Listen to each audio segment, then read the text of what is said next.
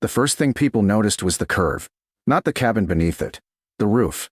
A massive arched structure of dark oak rising out of the snow like the spine of some stranded sea creature. From a distance, it looked impossible. Closer still, it looked insane. Because Elias Rowe had taken the broken hull of a wrecked schooner, flipped it upside down, and lowered it directly over his cabin frame. The valley laughed immediately. You finally lose your mind near the shoreline? That thing belongs in the water. He built himself a boat to survive a blizzard. Elias ignored every word. Because unlike them, he had spent years working coastal salvage crews before drifting inland. He knew things mountain men did not.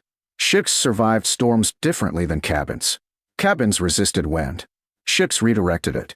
That mattered, especially in winter. The schooner hull had washed ashore 2 years earlier after a violent autumn storm shattered it against black rocks near the northern lake.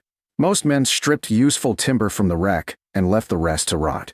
But Elias saw the curve, saw the ribs, saw thick oak planking bent by steam and iron into shapes designed specifically to survive pressure.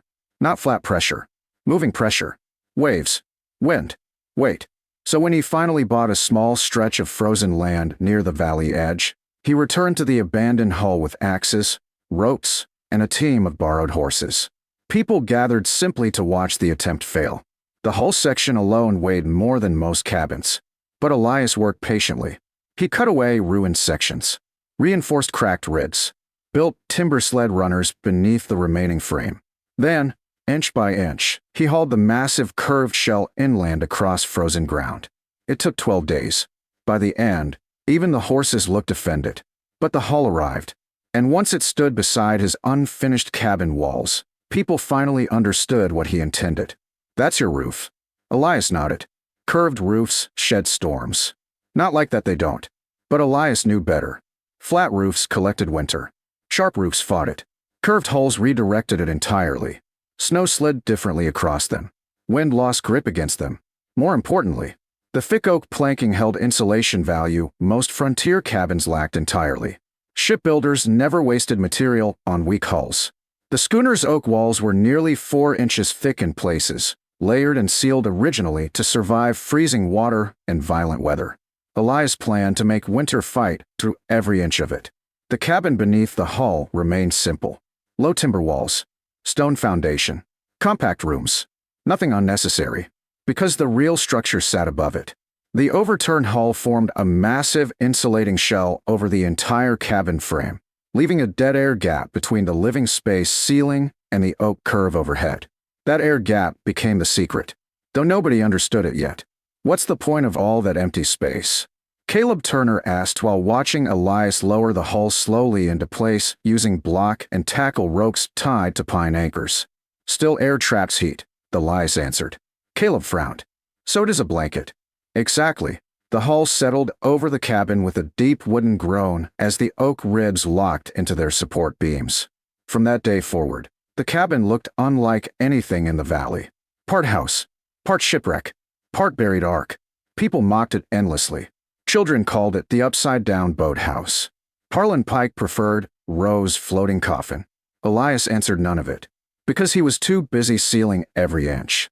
He packed moss insulation between hull planks, reinforced seams with tar and lime mixture left from his salvage days, built narrow vents allowing controlled airflow through the upper cavity without letting moisture condense beneath the oak shell. Everything served one purpose: stability, not just warmth. Retained warmth. Most cabins lost heat violently during storms. Wind stripped warmth from walls faster than fires could replace it. But Elias's design separated the outer weather shell from the actual living space. Snow struck oak first. Wind curved around the hull. Cold slowed before ever reaching the cabin interior. The first frost arrived early that year. Thin ice formed along the shoreline before dawn. Smoke rose from chimneys across the valley each evening. Inside the schooner roof's cabin, Elias lit his stove carefully for the first full test. The fire burned low and steady beneath the curved ceiling. Warmth rose naturally into the trapped air cavity above, where the oak hull slowed heat loss dramatically. Within hours, the temperature stabilized. No sudden drafts. No freezing corners. No sharp temperature swings when wind picked up outside. The cabin felt anchored. That was the word Elias used privately, anchored against weather. The others noticed something strange almost immediately. His chimney smoked less. Not because the fire burned weakly, because it burned efficiently. Once the interior warmed, the cabin held heat longer than any structure in the valley. Caleb visited first after hearing rumors. He stepped through the heavy front door expecting damp ship smells and cold timber. Instead, he found soft warmth filling the room evenly from floor to ceiling. The stove glowed modestly near the stone wall. Nothing extreme. Yet the room remained comfortable enough that Elias worked without gloves.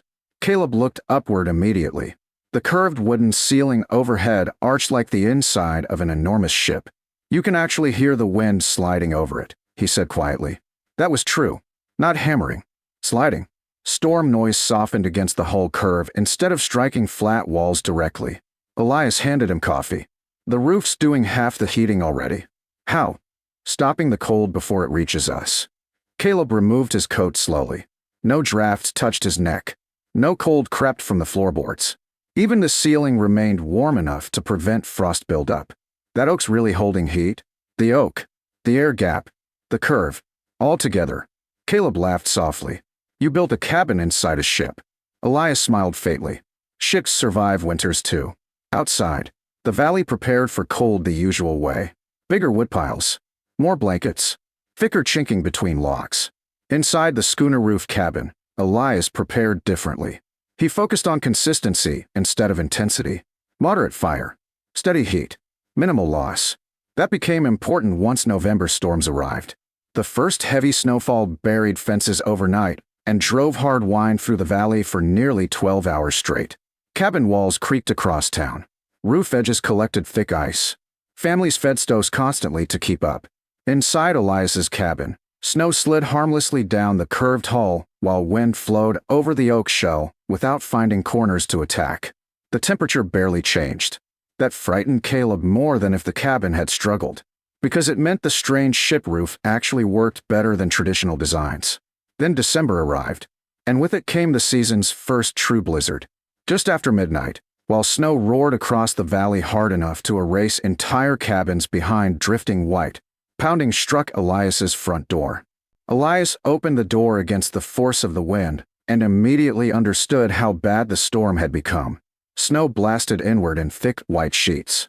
Caleb Turner stumbled through first, nearly falling into the cabin as he shoved the door closed behind him. Mrs. Tolland followed, clutching her grandson beneath layers of blankets, and behind them came Harlan Pike with frost crusted thick across his beard.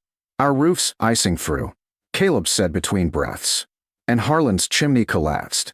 Elias secured the heavy crossbar against the door. The storm vanished instantly. Not completely, but enough. The curved oak hull softened the outside roar into something distant, almost oceanic. That was what struck the visitors first. Not the warmth, the quiet. They stood motionless in the center of the cabin listening to the storm slide over the massive hull above them, instead of hammering against flat walls and roof lines. Mrs. Tolland looked upward slowly. "It sounds far away." Elias nodded. "The curve breaks the wind." Harlan removed his gloves carefully, still staring around the room. The stove burned low, yet the cabin felt warmer than his own home with twice the fire. "How are you holding this much heat?" he asked. Elias pointed upward toward the hull. "Most cabins let winter strike the living space directly." Then he tapped the timber wall beside him. "Mine lets winter fight the ship first." Caleb laughed softly despite the cold still clinging to him. "That's the strangest thing I've ever heard." Still working though. That part nobody could deny anymore. The warmth inside the cabin felt balanced. Stable. The trapped air space between the oak hull and interior ceiling acted like a massive insulating blanket. Heat rose slowly into the cavity and stayed there instead of escaping immediately through exposed roofing. Meanwhile, the curved hull shed snow almost as quickly as it landed. No dangerous buildup. No ice pressure. No freezing corners where wind could tear warmth away. The design looked ridiculous. But winter cared nothing for appearances. Another knock came moments later. Then another. By 1 in the morning, nearly a dozen people crowded inside the schooner roof cabin. Old Mr. Wexler after losing his stovepipe entirely. 2 Miller children wrapped together beneath heavy quilts. Even Agnes Whitmore arrived quietly after her cabin windows iced solid around the frames. Nobody mocked the hull now, not while standing beneath it warm and alive. People spread blankets along benches and floors while Elias added another measured armload of wood to the stove. Not too much. The cabin didn't require violent heat. That was another surprise. Most homes demanded constant feeding during storms this brutal. Fires roared, wood vanished, and still cold crept along floors and walls. Not here. The warmth stayed where it belonged, stored inside the structure itself. Harlan finally stepped near the wall and pressed one hand against the timber ceiling beneath the hull cavity. Feels warm up there. It is. But the fire's down low. Elias nodded. Heat rises into the air gap and gets trapped. Caleb frowned thoughtfully. Like insulation. Exactly. Mrs. Tolland looked around the cabin again. So the hull keeps the storm away from the real roof. There is no real roof, Elias answered. The hull is the roof. That silence afterward carried respect. Because they understood now. The upside-down schooner wasn't decoration. It wasn't madness. It was engineering borrowed from survival at sea. Outside, the blizzard worsened. Wind drove hard enough to shake trees loose from frozen ground near the valley edge. Snow buried fences entirely. One distant cracking sound rolled through the darkness like rifle fire. Probably another roof giving way beneath drifting ice. Inside the schooner cabin, nobody moved closer to the stove. Nobody fought for warmer corners. Because there were no colder corners. The heat held evenly beneath the great oak curve overhead. The old ship protected them exactly as it once protected sailors. Only now against winter instead of waves. Morning came pale and brutal. When Elias finally unbarred the front door, snow stood halfway up the outer wall. Cold air rushed inward sharp enough to sting lungs. Everyone inside felt the difference instantly. Then the door closed again, and the warmth returned almost immediately. Harlan shook his head slowly. My whole cabin loses heat faster than this place loses it opening the door. The hull slows everything, Elias said. Even the cold. Especially the cold. When the storm finally weakened enough for people to return home, they stepped outside into a valley transformed. Several cabins had partially collapsed roofs. Drifts buried entire woodpiles. One barn had lost its doors completely. Yet Elias's strange ship-roof house stood untouched beneath smooth layers of snow sliding harmlessly down the oak curve. By afternoon, the whole valley knew. The upside-down schooner stayed warmer than every log cabin during the blizzard. That story spread faster than smoke. And for the first time since hauling the wreck inland, people came to Elias without jokes. They came with questions. How thick was the oak? How large should an air gap be? Did curved roofs always shed wind better? Could smaller structures use similar designs? Elias answered patiently. Not everyone needed a ship hull, but everyone could learn from one. Stop fighting storms with flat surfaces. Trap stable air. Build shells against weather instead of exposing living spaces directly. The valley changed slowly after that. New cabins gained curved roof lines. Entrances became smaller and deeper. Some families even added insulated overhead cavities beneath existing roofs to slow heat loss. Caleb helped Elias repair storm damage across town during late winter. One evening while clearing snow from a collapsed shed roof, he glanced toward the schooner cabin standing strong against the darkening sky. You know what bothers them most now, he asked. That I was right? Caleb grinned. That a broken boat understood winter better than all of us. Elias laughed quietly at that. Because it was true. The valley had always built houses to resist weather. Ships were built to survive it.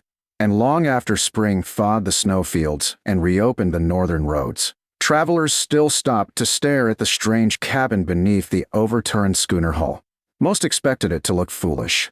Instead, they found the warmest home in the valley. Protected by a wreck everyone else had abandoned,